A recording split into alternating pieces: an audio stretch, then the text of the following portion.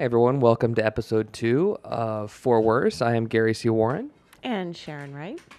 And first of all, this is about the most cardinal sin anyone could ever possibly do. According to you. Is change your DVDs. I also want to point out she's holding Funny Books right there, which is by our good friend at Twitchy Dolphin, James Christopher. Yes.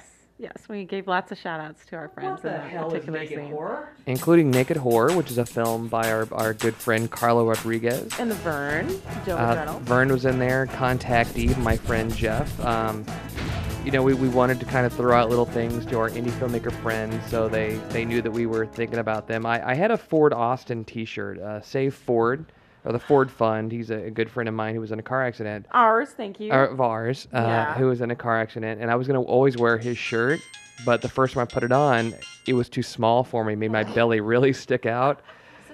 So Ford, we love you, but I didn't wear it in any of the episodes. It was not as attractive as it should have been.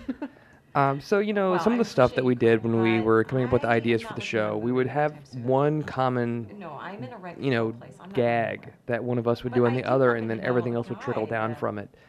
So this one, you can't really see it on the screen, but Tommy had been looking at apartments for Sarah to move into. Hence, the apartment complex calls her, and she gets upset and goes on Craigslist.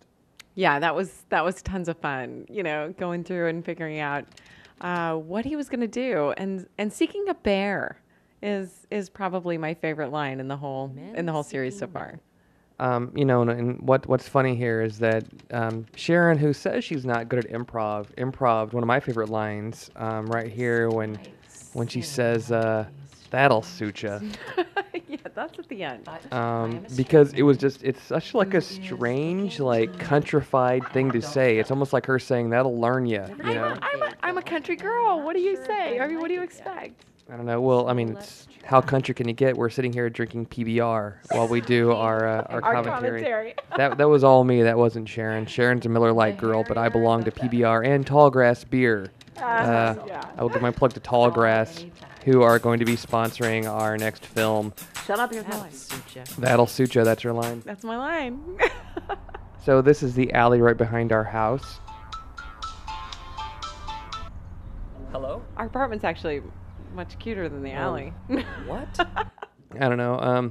So what happens here? Like, when we'd written the script, I came up with the idea that Sharon should always be reading different books that would have funny things to do with the episode. And The Food Cures is the only book that actually figures in to an episode. But if you look, always look at what she's reading because it does figure in. Yeah. The titles are fantastic.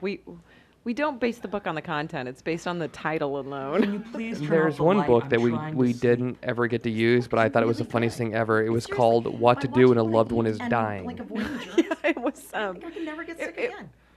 If we could take the episodes as far as you would probably like us to, in their graphic nature, then yeah, we could have used that title somewhere.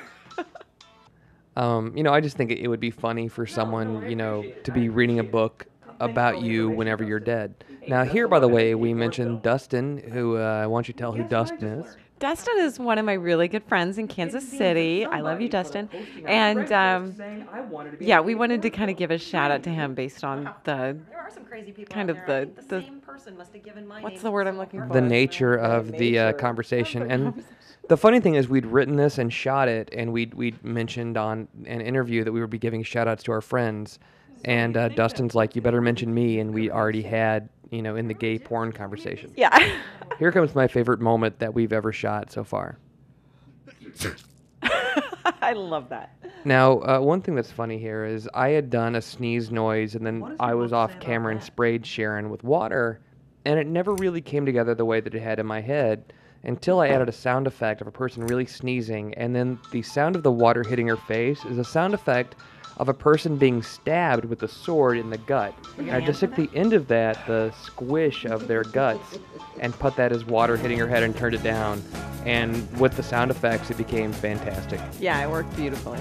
By the way, again, I was going to talk about Doug Edward, but we'll do that another time. But Poor Doug. Doug is a genius. He is an absolute genius. So if you need anything, call Doug. All right, we'll see you guys in episode 3.